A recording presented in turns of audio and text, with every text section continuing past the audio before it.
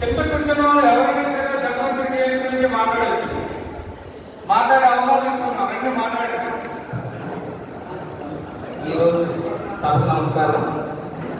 ఈరోజు ఈ ధన్వంతరి స్వామి జయంతి జిల్లా జేఏసీ ఆధ్వర్యంలో మన భీమవరం పట్టణంలో పెట్టడం జరిగింది. ఇదే ధన్వంతరి జయంతి రోజు ఉచిత వైద్య శిబిరం కూడా పెట్టడం జరిగింది.